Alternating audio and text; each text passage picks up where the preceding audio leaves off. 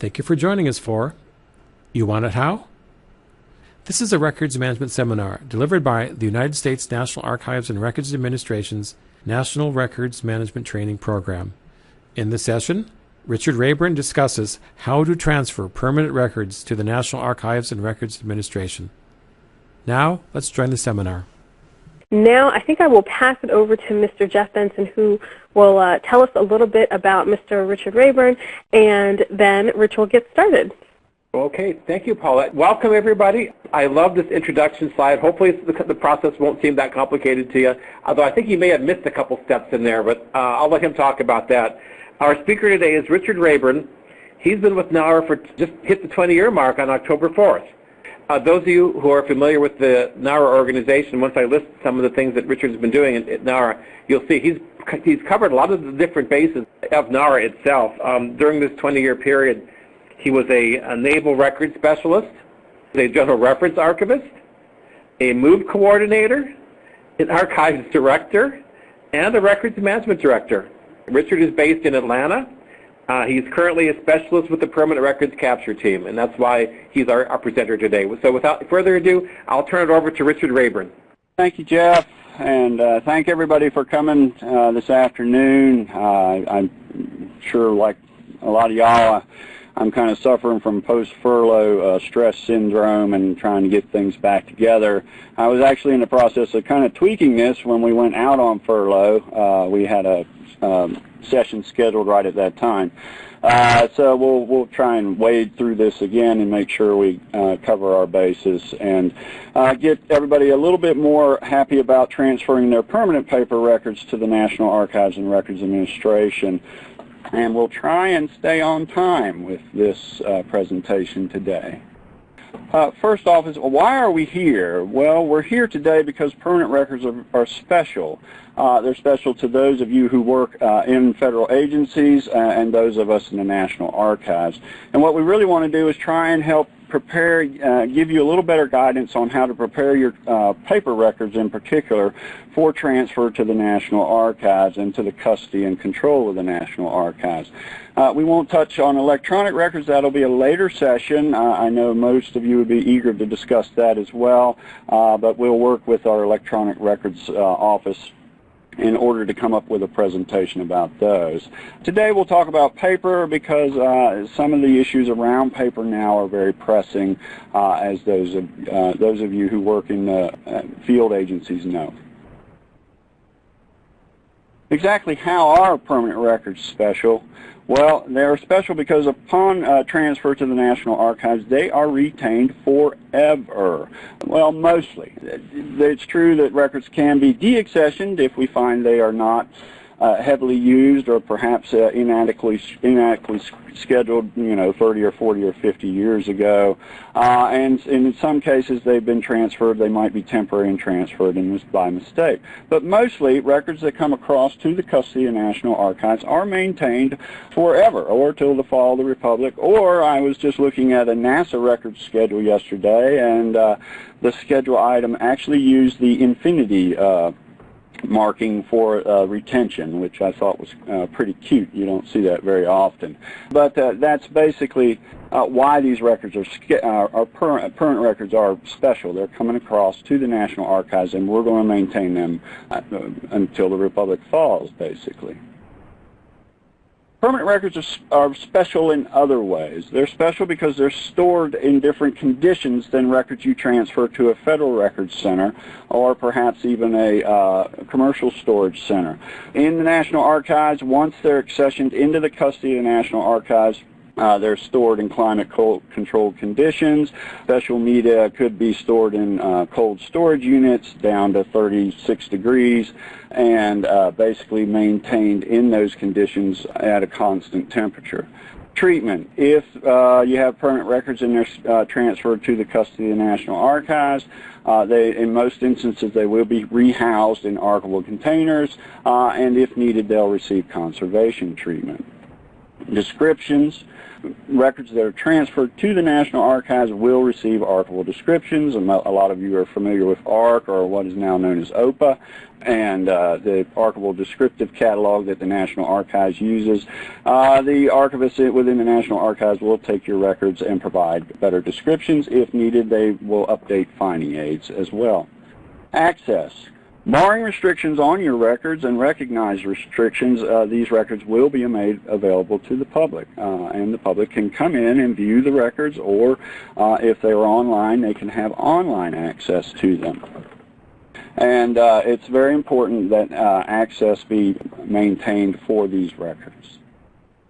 Permanent records are so special that in a lot of cases agencies really haven't transferred them to us. Everybody loves cool records, maps, photos, drawings, all kinds of neat stuff you want to retain in your offices because they're very important, or they're those legal documents that your general counsel's office feels that you could never, ever, ever, ever part with, and they maintain them on site. And a lot of agencies have maintained their records, so it became a problem and has become a problem over the past 20, 30 years, and so we asked President Obama, to lend us a hand. And he did. The Presidential Records Directive, NARA OMB M1218, was issued, and Section 2.2 addresses permanent records specifically. And it says, by 2013, a senior agency officer, records officer, will ensure that permanent records that have been in existence more than 30 years will be identified for transfer and reported to NARA. Now let me make it clear that you do not have to transfer your records right away. This is only a mandate that you identify the records and let us know they're there. Some agencies have already reported back to us, have gone out and looked and have sent in records identifications to our group, the Permanent Records Capture Unit, which is very much appreciated. So some agencies want to go ahead and transfer these records, and that's great. We want you to transfer your records. We do want permanent records into the custody of the National Archives, but we also want them in good order. We don't want people to transfer their permanent records to us willy-nilly. They go out to a warehouse, they discover them there. They're in a Connex trailer out in the middle of a national forest, and all of a sudden you're like, oh, we need to get rid of these records. Just bear in mind that we'd like to have them in good order, and that the average retention period for a permanent record is 20 years. So in most cases, we're getting the records a long time after they've been in use. And for better or for worse, they could be inadequately described, inadequately indexed, and there could have been a lot that happened to the records over that time. That places the burden on you as the current federal employee who handles these records, but it also places a burden on us. So that the National Archives, we need to work with you specifically in order to make sure the records come across to us in good order. It helps you, it helps us, and eventually it helps the taxpayers as well. So, and just to reiterate, a lot can happen in 20 years. Here's the famous Indiana Jones photo, and I just remind everybody that is not the National Archives. We do have a better grip on where our records are, and they don't tend to disappear into a black hole. But once you want to transfer your records, there are going to be two ways that you can transfer permanent paper records to the National Archives once they've met the retention date. Via direct offer, or ERA, and most of you on the phone call are feds, and you'll understand that ERA stands for Electronic Records Administration. Some of you already use it to transfer records. You can do direct offers, what National Archives calls a direct offer. Those are records in your custody, in the custody of your agency, that are probably out in your offices that are past their retention period. You can offer those directly to us. They don't have to go to a Federal Records Center, but again, they need to be in good order. Many of you maintain your records in a FRC, a Federal Records Center, and you receive transfer information from our annual MOVE group, our annual MOVE project, and that comes into you via ERA. So that's the two ways you can transfer records to us, basically.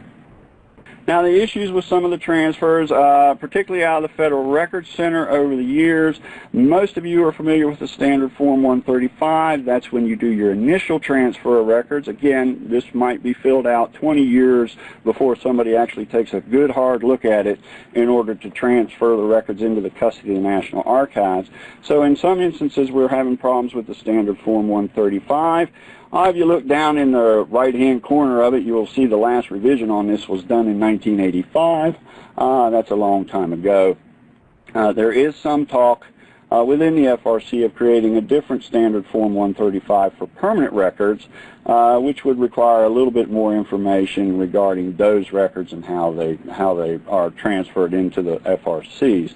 That's something that's being discussed. It's not really in any basic shape to go forward right now. But most of you have looked at this. The 135 asks for your record group. You should know your agency record group, the year you're assigned an accession number, the volume, the box number. Then line 6F in the middle, it says your series description, restrictions on your records, your scheduling authority, and disposal dates, locations, etc. The filling out this form is very important to the Federal Records Center. Of course, they review it, but there is some information that typically gets left out, and that's particularly in 6F of the records data area, series description. If you read the 135 instructions, it's actually asking you for more information. And in a lot of cases, we don't get that information for agency, and this is what really worries our archival units. You get a series description. Office or organization of creation is what they really want. Restrictions other than national security. This could be CUI, sensitive but unclassified, FOIA, PII. Do you have any special media in there, and your inclusive dates? Again, don't get too crazy about your dates. You know, you just want some inclusive dates. But filling this out properly is sometimes a problem with agencies. And again, you have people who may shorthand this information, and this causes problems down the road, particularly for paper. So what can you do to help this? Well, you need to use the 135 in order to transfer your records into an FRC. But what you can do is append a very good folder title list to that 135. That will help with the information. All of you who transfer records to the FRC probably append some type of box list, as they're called, folder lists. But what we're talking about here is really a folder title list that goes down into a little bit more detail. NARA, we don't really have a specific format for this list. So we our group, the Permanent Records Capture section, kind of goofed around with this in association with the research services units in College Park, and developed just a kind of a template. Now, this is an Excel, so it's a little bit difficult to see on a PowerPoint, so we'll break it out into a couple slides. But this is just a template that you could use. It's an Excel. You can shift this if you would like to. The information on it can be static. It asks you for certain information regarding your records within your agency. You could add fields to it if you need to, or basically tweak the fields if you so desire. But this gives you a nice template of what we would look for. You can use this for an FRC transfer into the Federal Records Center, or even for a direct offer later into the Electronic Records Administration. And here's a little breakout of it to give you a better sense of what's there. Top is record group, agency name, major, subdivision, or minor. Some people like to even go further down into a tertiary level, but that can get a little bit too much into overkill, and most time going down 2 offices is good. The inclusive dates, FOIA restrictions, CUI, or you can change this to anything, PII, any types of restrictions that you like to put in there. Our units need to know the restrictions, and we'll talk about that a little bit later. Associated finding aids, do you have a database, an index, something that goes with the records? If yes, the name, type, and location of the finding aid. Alternate copies of the files. Do you have the records scanned or microfilmed? If yes, where are they? Where are they located? Special media. Do the records contain photos, CDs, DVD drawings? If yes, we need to notify the FRC in order so that they could address it, or the archival unit for guidance. Mixed media within record series can cause trouble. As most of you know, transfers later on contain that media could need immediate attention. A NARA disposal or disposition authority, that's basically your schedule, your NARA issued schedule signed by the Archivist United States. If you have an agency manual, we would like the citation for that as well, and hopefully it does link to a valid NARA disposition authority. Your series description, we'll talk about that. You can get that from your disposition, a brief description of the records, and then over in the corner just some general information, date sent, FRC, just some basic information about the records themselves. Page 2, this would just be an amendment to this. Again, this is just a very simple folder title list. Most of you know how to fill it out. It's not rocket science. But it can be time consuming to fill one out correctly.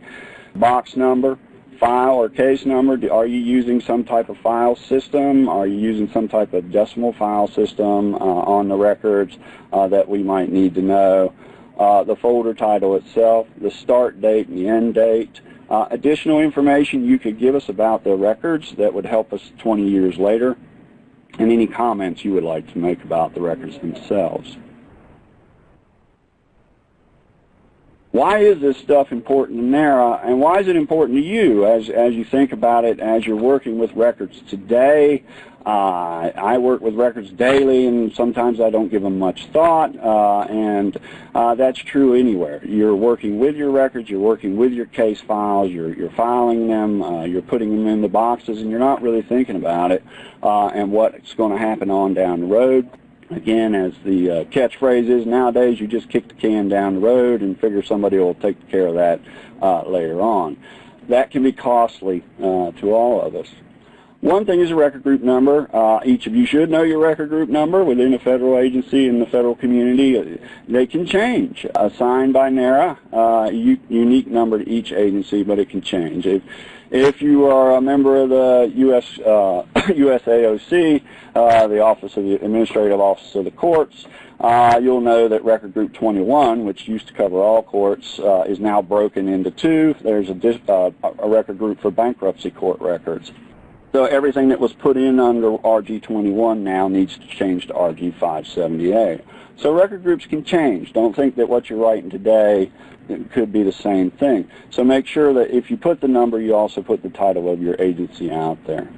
Agency name is fairly static, but agencies can be abolished or renamed. Our friends at the Federal Highway Administration used to be the Bureau of Public Roads. Those of you in Department of Homeland Security know that a lot of your agencies were brought into that new agency when it was created, and that names changed very drastically in a lot of cases there. So again, be sure and spell the name out. We do have registers of the record group numbers, but it is helpful to have it spelled out. Never assume that your name won't change, the agency name won't change. Down when you're starting to talk about offices, major agency subdivision, again, it can change, and they do change frequently. I don't know how many of y'all, we're undergoing a transformation here at the National Archives right now, so I'll use us as an example. But a lot of you have probably been through agency transformations within your own agencies. Whenever possible, don't use acronyms. We use acronyms all the time in the government. ERA, AOUSC, I just said several. If you're going to write it down on a 135 that may not be seen for 20 years, be sure and spell it out. I used to be in a unit called NR. It's actually Office of Regional Records Services. Who would know what NR is 20 years later if I just wrote it down or just used the acronym NR? Minor agency subdivisions. I was in a field unit, the Atlanta Archives. Our acronym then was NRC. Well, you might think that's Nuclear Regulatory Commission 20 years later, or there's a corporate unit, NRC. So You just want to be careful with acronyms and make sure you kind of spell them out and allow people to understand what you are talking about.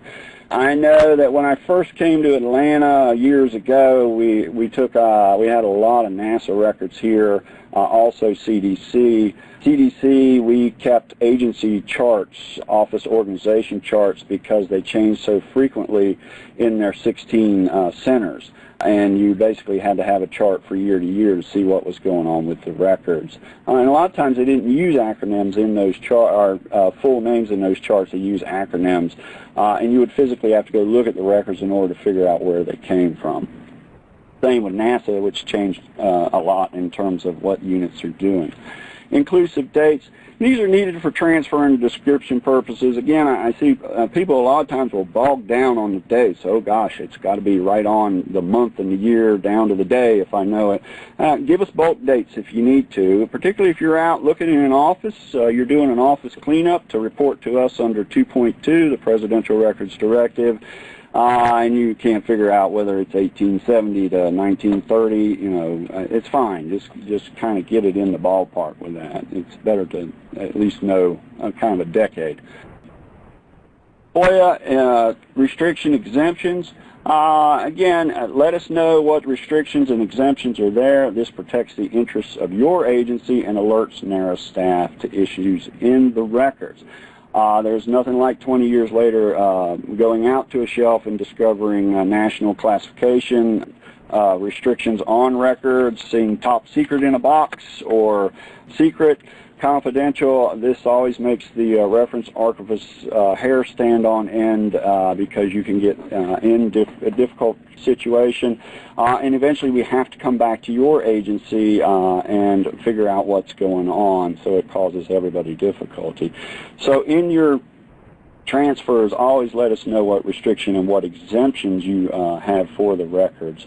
Controlled unclassified information. And also things such as PII or sensitive but unclassified. These are types of regulations and restrictions that are placed on the records a lot of times by your agency or by congressional restrictions, legal restrictions on the records. If there are long-term restrictions, please let us know about them. We need to know what the information is on, say, CUI, NASA's famous CUI instance is ITAR, International Trade Agreement Restrictions. DOE has a thing called UCNI, Uncontrolled Nuclear Information. We just need to know what these are. NARA maintains a registry, but we are not basically the people who would weigh in on how these things are applied to your records. If you have issues or want to know what's going on, contact your records officer or your general counsel's office, or if you have an access coordinator for your records in your agency, contact them as well. In the National Archives, we have an access coordinator whom I actually talked to about this presentation, who helps us figure out what restrictions are placed on records. But if there are long-standing restrictions, grand jury, we've seen grand jury records come in, and those are closed in perpetuity. We don't really want grand jury records. There's nothing we can do with the grand jury records. We need to know about that so that somebody's not surprised 20 years later or risks fines, fees, and actually jail time for allowing people to see these records. Again, the idea, what NARA really pushes for is open access to records, but we will abide by the restrictions that your agency places on records within the limits of the exemptions. Associated finding aids. Have you created databases and indexes to gain access to your records? If so, we'd like to have them. There can be problems with finding aids. I'll show you an example of that later. But if you create a database that gets you into the records and gets you into the records quickly, that is what we would like to have. In some instances, they can be a homegrown programming type activity that may not transfer to the National Archives. So we would like to look at them just to see if they'll work with the programming capabilities we have within the National Archives. Alternate copies. Have you scanned or microfilmed your records? If so, they could be designated the record copy. We might need to schedule the new records, but if you can transfer electronic or scans to us, that's welcomed as well. Again, NARA is tight on space for paper records, so we do like to take in electronic or special media or media if we can. Special media is always an issue. We need to talk about the volume and type whenever you transfer records in. Make sure you designate special media carefully on your 135s and your Excel spreadsheets if you fill them out so that we can talk about those over time. Again, the worst thing that can happen is you transfer delicate special media into a Federal Records Center and it sits there for 25 years in difficult conditions and deteriorates. By the time the archival unit sees it, it could be just a mass of melted plastic. So please designate your special media. Phew. Yeah, few is right. Disposition Authority. Everybody should be well acquainted with their schedules. And the schedules, as you all know, change over time. Our team, the Permanent Records Capture section, is actually compiling all permanent authorities that have been created by federal agencies since 1974. Right now we're up to about 10,000. We estimate anywhere between 20 to 30,000 permanent authorities have been created by permanent federal agencies over the years. In the old days, you would get a schedule that's like this NOAA example here. This is actually a brand new one written by a colleague of mine out in Chicago. This is the approved schedule, and it also cross-references to a manual item number, 1406-5.1. And make sure you spell that out clearly for us. This is very important to the reference archivist years later. ERA now is loading, and this is part of our project within the Permanent Records Capture section, is we will load the legacy schedule permanent items into ERA. That way people can see them. But right now it's very important to just kind of get them in. This live schedule would be on ERA. That gives you the ability to go in and read a description like this, and also gives our archivists 20 years from now the ability to also read about this. Item 1, that's your description. That's your record series description that you can basically cut and paste and put in your 135 or your Excel spreadsheet. Also, my colleague in Chicago wrote a traditional archival type description for these records that you could also cut and paste. An archivist years later could use this as a description for the records for these surface weather observations. Nowadays you have big bucket schedules that will move away from this schedule item type structure, but the big buckets for permanent records should still give you some type of information about the series that's being transferred that's a little more in depth. Some of them do not. If they do not, consult with your records officer and your program unit in order to try and come up with a better description. This is particularly crucial for paper and electronic that's been around for years and years. Nobody's going to be able to go back and recreate without a lot of hassle what was in the records 20 years ago. So trying to get these series descriptions, particularly for permanent, is important. And it's important to the archival units, our archival units going forward, and also your own people. If you need to call back records for FOIA, or you need to have a look at records in terms of organizational events over time, it will be easier to get at the records in order to access the permanent ones. Disposition, paper manuscript records, not scanned, permanent. So this also, the schedule also gives your disposition. Here's on these records, for the weather records observation, 75 years. So that will be a long time away for somebody to go out. These records will sit on a shelf for 75 years, and then somebody's going to have to go out and figure out whether they're eligible for transfer to the National Archives. And truthfully, a lot can happen in 75 years. It may be that somebody goes and looks at them and decides, hey, we need to reschedule these. We don't think they're permanent. That can also happen if you go out. A lot of you looking out at your records now under 2.2 may be determining that we need to have another look at these records. And we're not opposed to that either. Now, I'll just give you some examples of folder title lists that we got in.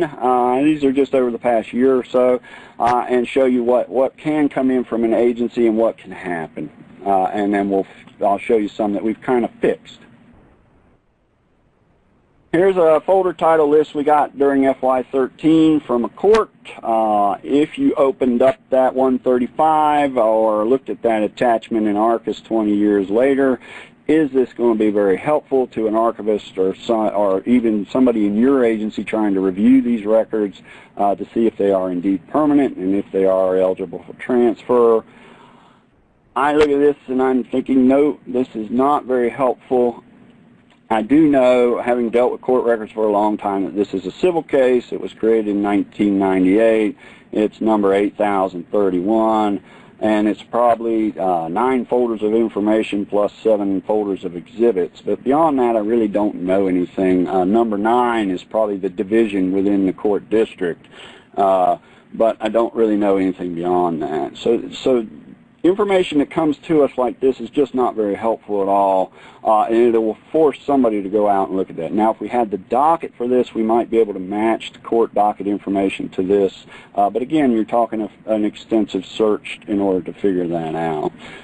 So again, it's just not very helpful, and it's time-consuming and costs money. Here's a transfer we got from the Corps engineers, and here's one that's actually filled out for you, and this person did a pretty good job of filling it out, RG77. This is transfer number 282, and he's telling me it's real property historical files. Okay. He gives me some inclusive dates. Restricted to use by agency personnel only. That's good for when it's in the Federal Records Center. I went out and looked up his disposal authorities using ARIMS, and I could look up A40590H1, and it was indeed permanent. So I was like, great, we've got some information here. He doesn't really have a series description for me, but I can go to ARIMS and kind of download that series description and see what I need to see. So I can do a little work and figure this out. He's given me some inclusive dates that are not too bad. I see it's World War II records, which could be of interest. So then I go to the folder title list that was submitted, and suddenly I'm confused. Because we're talking about Rockford Ordnance Plants, Illinois audit files. And my thinking is that these are maybe contract audit files. I'm not quite sure. Are they permanent? Should they be permanent? Do I need to go out and look at these things? In and of itself, the folder title list isn't so bad. It doesn't give me a lot of information, but it gives me enough to kind of get a researcher where they want to go 20 years later. But the one thing that I question immediately is, again, audit files, I'm not quite sure what they mean. Typically, contract audit files are temporary. So I went out and I grabbed these records and I thought, well, I'll use these as an example for the class. And I filled out the 135 that we had created, and I sent you it as a sample. This is RG77, it's Corps Engineers. I discovered that it was Great Lakes and Ohio River Division, and that's within the Louisville district. The dates were 40 to 77.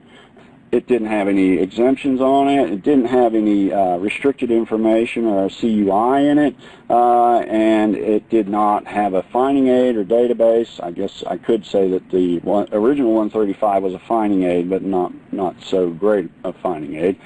And then are there alternate? Well, yes. When I opened up the files, they said that these records had been scanned, and I was like, "Oh, hooray!" But they didn't tell me where they were, and it gives me an acronym that I have no clue. I can tell it's Corps Engineers Louisville something PMME. There's no way I'm going to be able to figure that out unless I call Louisville and track somebody down there who can tell me what that is and whether I could get the copy of the scans. So that's the kind of thing, the danger of acronyms that you're going to run into years later. Didn't really have any special media aggregation of special media that I was really worried about. And then I put the transfer information. It had an Arcus transfer number. It's not a direct offer, and then the number of boxes and the types of box. So then also, I basically cut and pasted this information from ARIMS and just dropped it into my spreadsheet, my Excel spreadsheet, and that took me, it was a lot harder to get into ARIMS and find this than it was to cut and paste it, but I did find it, and I could actually go out. It gave me enough information that I went to the original NARA schedule and matched that up to make sure that the manual citation matched the schedule. Sounds like a lot of work, but it probably took me 10 minutes. The folder title list itself, I have worked with Corps engineer records and real property records before, so I know in some instances what researchers are looking for. Most of these records are valuable for DERPS FUDs or formerly utilized sites. A lot of times the Corps engineers is going in to clean up these sites or their environmental issues. So people want to know a lot more about these files than just, is it Mayo General Hospital or George Field Radio Range Station. And so I just did I did a whole box. It took me about an hour to do the whole box. But, and again, I know what I'm looking for, so it was a little faster for me, but your folks could do it if you're talking permanent records and saving everybody time. Could probably do it fairly quickly as well. Most of the time people want to know what state, what county, what city. What they're trying to get at is, where are these facilities? Are there drawings? Are there photos? Are there anything in there that helped me do a site cleanup years later? And what period was this facility occupied? As you can see here, one down about 4 is a tank arsenal, so if somebody would probably be interested in that. Also the ordnance facility. So those are the types of things you're looking for in a file folder list. If it's permanent records, take your time. Expend a little time on it. Again, also realize that you're going to have to look at these, 20 years later, or 25 or 30 or 35. So you want to give people enough information that I got to open this right up and say to myself, yes, these are very important records, or I know that they're used by federal agencies and researchers quite a bit. Here's another one that came in. This has a D-class number on it, so I know that these records were declassified in 1986, so I'm very happy about that. As I process the records, I will use that declassification number in order to put it on my boxes so that somebody who comes from our office to review the records years later can see that there was a D-class job that was done on these records. These were declassified by the National Archives. These are confidential correspondence, and this is under the old famous Navy filing manual A2 administrative records. This is what we used to give to a researcher once these were declassified. As you can see, it's very vague. So we took it and broke it out, and here's an archival unit took this and created this finding aid to help people get into these records more readily. Again, you'll see they took it out.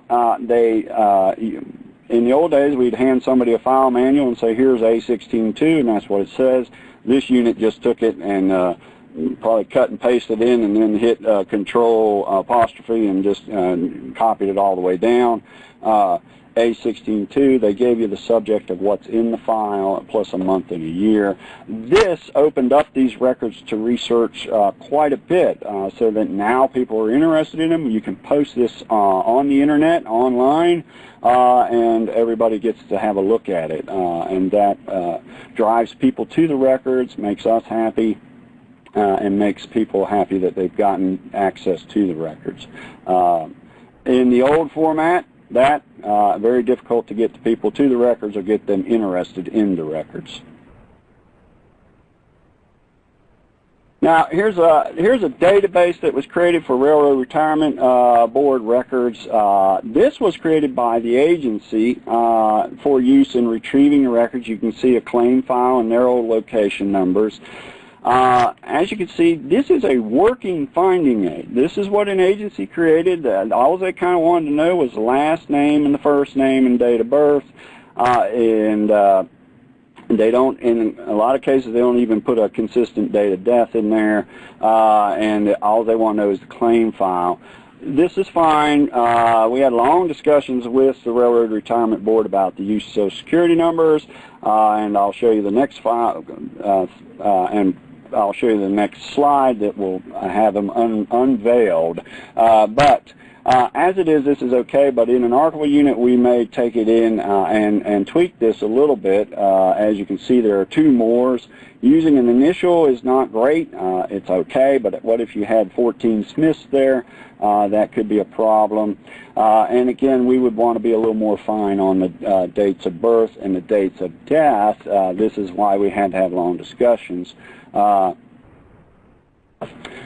there are the Social Security numbers. Now in the National Archives, we basically would release these numbers because these folks are dead. And this is why we had all the discussions with the Railroad Retirement Board. These are people who are all deceased within this database. And NARA still holds by the basic tenet that the dead have no rights to privacy. Now, we don't get crazy about that. There are certain things that, even on these, we would review the files for medical information, sensitive medical information. But typically, we would release these this database with the Social Security numbers unrevealed. Even here, if I put it out on YouTube, we will probably cloak the Social Security numbers because our access staff doesn't want 500 phone calls from concerned citizens that the National Archives is suddenly releasing Social Security numbers. So again, we have long conversations over this type of information. But this is good. It's a good database as it stands. It's a work database for an agency to do its work. If I was talking to the agency when they were creating this, I would have said, well, you know, can you be a little better about the information you're collecting? So that's as a records officer or a person who's dealing with program units on a daily basis. Those are the types of conversations you want to have if you go out and look at electronic media. Files creation, even data dumps on files. Remind your offices that somebody has to look at these one day, and it's not helpful to use the name April and a file folder named April on the same shared drive. It causes confusion for everybody. Okay. So we're heading into the home stretch, and now you've created a great folder title list, and I have confidence that anybody can create a great folder title list. Heck, if I can, anybody can do it. It's after years of experience, I have made every mistake you can possibly make trying to create a folder title list. The wonderful thing about Excel and most of the spreadsheets we use nowadays is that you can go back and correct them fairly easily. Even the 135 that I use as an example, every time I look at it, I change it. So it's a little bit crazy, but luckily electronic media, even though it can be a hassle at times, is very forgiving. You're not rolling a sheet of paper back in the typewriter to fix something. So you can create a great folder title list and then transfer your permanent records to the National Archives. Now, how hard is that? Well, it's not that hard. If you choose to store your federal records your records in a federal records center, you can attach your spreadsheet to that 135. You can mail it, email it, fax it, or wherever to the appropriate federal records center in your area or the one you use. We're a little more carefree about where records are stored in the federal records centers these days. But you can literally fill out that electronic 135 Excel spreadsheet and just attach it to that front at 135. You still need to use the 135. They're not going to eliminate that. But it can be there, and you can review it in Arcus as well. It can be attached in Arcus, which is a great feature of Arcus that I hope gets better and better. If you're transferring legal custody of records to NARA, use ERA, or Electronic Records Administration. You can attach a spreadsheet to your ERA transfer or TR. Everybody's using TR now. And if you need guidance about transferring records, I won't give you an ERA session here. Lord knows I could probably use another one. But you can go to archives.gov's records management accessioning. There is a manual, an agency manual there that, once I got used to it, is actually pretty good. So it can show you how to attach things in ERA. You can attach these spreadsheets in ERA. It's got a little twist that can be kind of tricky. Here's a kind of a blurry attachment page. You'll see the attachment button is highlighted in blue. The only issue with the attaching something in ERA, an Excel spreadsheet, here you'll see I did a Caribbean National Forest Excel spreadsheet for the Forest Service in order to do a direct offer for them, is that it does not give you a message that your file has been uploaded. So I ended up attaching that, I think, 6 different times before I finally figured out I had to go back out and come back in. So just be aware that it is attaching your file. It's just not giving you the file uploaded message that you want to see. But it's there. I went and clicked on it before the furlough, and by golly, it still opened up, and I was pleased as punch. A note about classified records: if you're going to transfer classified records, or if you deal with classified records that need to be transferred, don't transfer classified records via ERA. Do them the old way. On what's called the old SF-258, which is still around for these types of things. You have to fill out a Form NA 14130 prior to transferring permanent classified records to NARA. And you can talk to them about this. The supervisor in that unit, his name is Don McElwan, and he loves to talk about classified records and transferring them in. And you can use this address to get to their website, and they will assist you on this process, and also in filling out this form. Here it is, the checklist form 14130. And they can give you information about this. In order to fill this out, you're going to need to work with your records officer and your program offices in a lot of cases. So, but this is the checklist form. Some of you have probably already used it. And just remember that you're making history, your agency is making history, but the legacy of your work is the permanent records that you transfer into the National Archives. We maintain those records, we take care of the records, and even if we get them in a bad state, we will attempt to get the public into those records as best we can. But it's very important to think ahead when you're working with permanent records in your agency on a day-to-day basis. If you're going to retire records to a Federal Records Center, or you're coming across records that are past their retention within your agency, the question you want to ask yourself is, how can I get these records to the public and the National Archives so that they can review the records 20, 25 years, 100 years from now without great expense to the taxpayer, or causing an archivist to basically rework the records all the way through.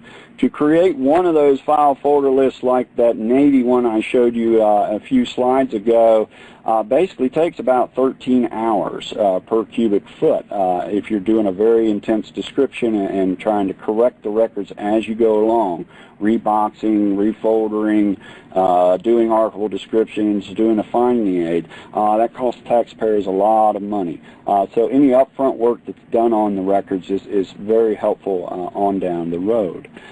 So now, if you need help or advice, or you have questions, you can contact us at the Permanent Records Capture section. Our reference unit, our research units in College Park also have an online presence. There's a tab on our records site for transferring permanent records, accessioning records, so you can go there as well. Or you can contact our supervisor, Matt Idson, and he will help you as well and get you to where you need to go. But just remember, try and do the best with your records. If they're in different formats, let us know, and we'd love to have the permanent records in the National Archives. And that is the end. Okay, Casey said, once the records are at NARA, how do we request retrieval of the record later? There's the rub. Once you transfer your records to the legal custody of the National Archives, basically we're loath to send them back to the agency unless you have some very solid reason as to why you need them. We do loans back to agencies, but it's on a very limited basis. We do find that people have trouble turning over their permanent records to us, and once we lend them back to them, they have even more trouble sending them back. So a lot of times you want to be able to access your records while they're in the Federal Records Center. They're still in your custody. Microfiche that's very, very old, is it so old that you couldn't have it converted to some type of electronic scan? If your microfiche is very brittle and there's something, that's really wrong with it, you may be able to find a little bit of money to transfer it in. I know they can put it, I think it can be scanned now, so you might want to check on that. If you're going to maintain it locally, make sure you get it in some type of cold storage unit. As long as they're readable and you can slap them on a microfiche reader, they should be okay.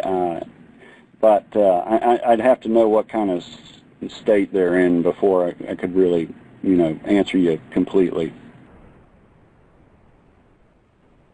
Thank you so much for joining us. Thank you to Rich. Thank you to the Permanent Records Capture team. Thank you to Jeff and the rest of the training team who helped put this on. And thank you so much to all of you. We look forward to seeing you online in the future and hope that you found this presentation to be helpful. Thank you all. Thank you for joining us. We hope you found this seminar useful. For more information about the U.S. National Records Management Training Program, please visit www.archives.gov. Also, our current workshop schedule for both face-to-face and web-based training is available online at nar.learn.com.